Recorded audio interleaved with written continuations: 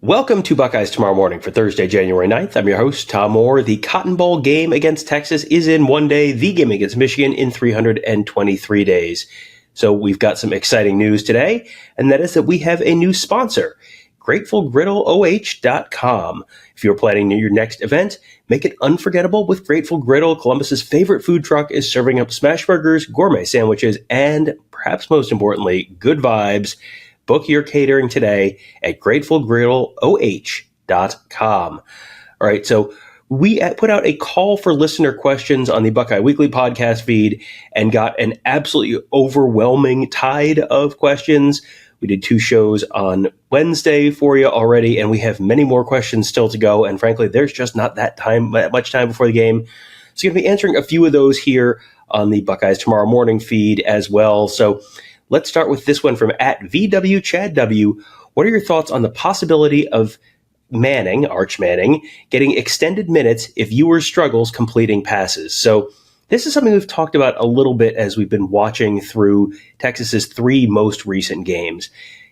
There's certainly been some times in those 3 games, especially against Georgia in the SEC championship game and against Arizona State in the Peach Bowl, where Texas has really struggled to run the ball. And I think that might be more of a deciding factor in terms of if and when Arch Manning might play in this game rather than Quinn Ewers not completing passes. Throwing the ball is generally not Quinn Ewers' big issue. It's if they need some additional oomph in the run game, if the running backs are not able to generate a lot of yardage, and I think that is a possibility that they won't be able to do that against Ohio State because the Buckeyes rank number 2 in the nation in yards per carry against, and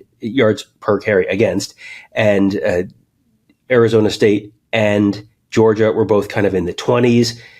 Texas ran the ball great against Clemson. Clemson was ranked 99th in that stat.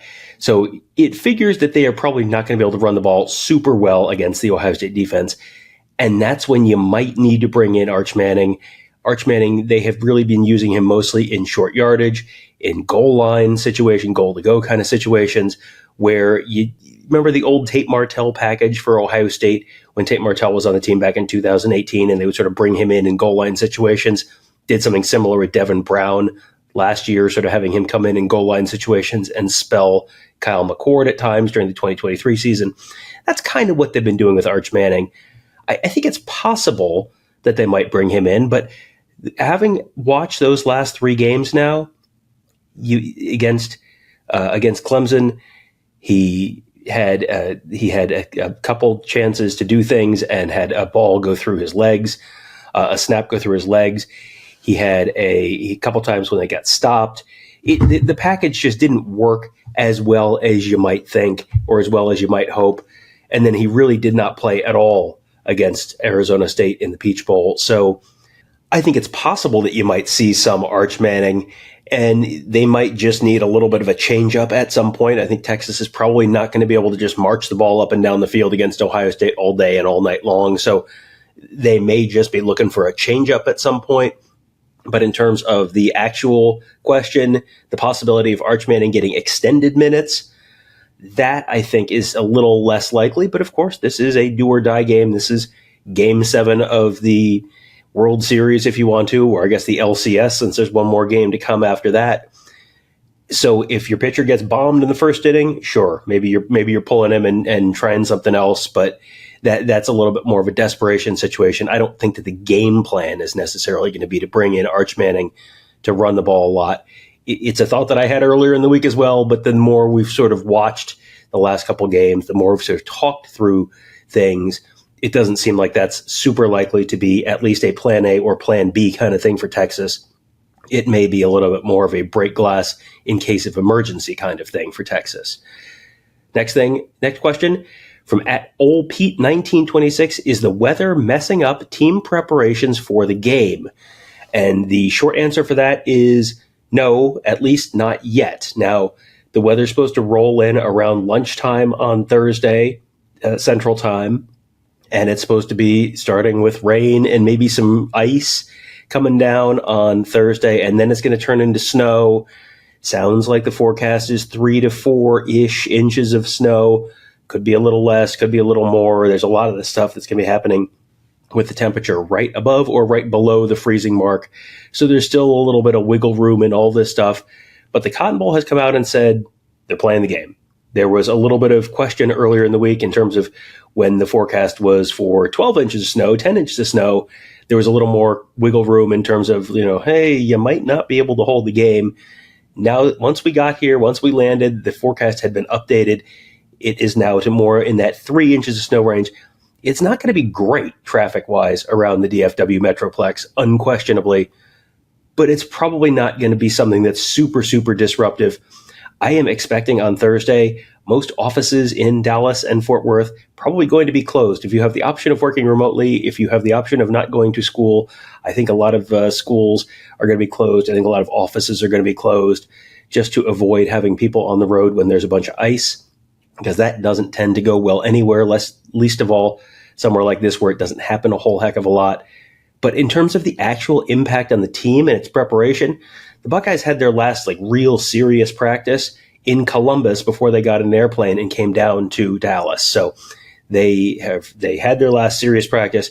They're going to have a walkthrough at the stadium on Thursday. That'll be either right before or right after. I think Texas has the first one, and then Ohio State has the one right after the head coach's press conference. But either way, they'll get their walkthrough done before the weather really truly hits. And then all they have to do is just get on the bus and go back to the hotel, and that's it. And then the worst of the weather is supposed to be done by Friday morning, early morning, kind of before rush hour probably. So then you have all day to get the roads all cleaned up, have all day to get the sun out and hopefully warm up and melt some of the snow, melt some of the ice. So it does not sound like now that it is going to be something that impacts team preparation, impacts the game in any meaningful way. Traffic might be a little bit of a pain getting there, but when is that not true at Jerry World? So we'll, if you're going to the game, leave a little early, leave yourself some extra time, but it does not seem like that's something that's going to make a material difference in terms of impacting the game or the team's preparation for either team for the game. Both teams already in Dallas. We got a chance to talk to both of them on Wednesday night. So you can find that all on our YouTube channel at youtube.com/Buckeye Huddle. All right. Last question from Iboseni. He says, why does the AD or Big Ten commissioner not ask the NCAA to not appoint ACC refs or SEC refs for OSU games? Did we forget the Clemson game nonsense? These two officials are affiliated with ESPN by virtue of conference contracts and should not be officiating any OSU or Big Ten playoffs. So, we'll set aside the conspiracy theory end of that and let you know, here's how the refs get decided. They get assigned, and that is entirely a college football playoff selection or committee decision. That's not the NCAA. The NCAA actually has nothing to do with the college football playoff. It is run by the college football playoff folks. It is not an NCAA issue at all.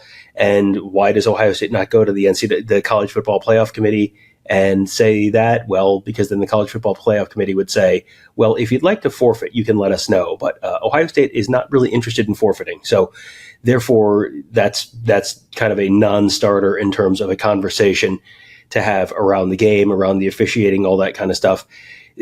There are bad calls that happen all the time.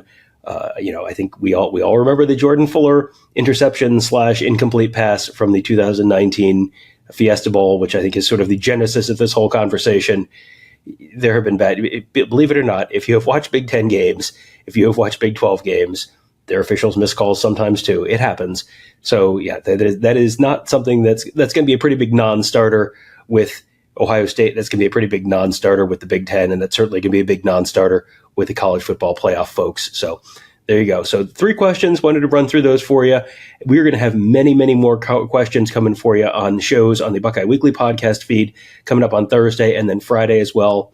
We have a couple days full of coverage for you leading up to Friday night's game at 7:30 at Jerry World. We will be there. We'll have all sorts of coverage for you on Thursday, including the head coach's press conference. Get a chance to talk to Steve Sarkisian and Ryan Day.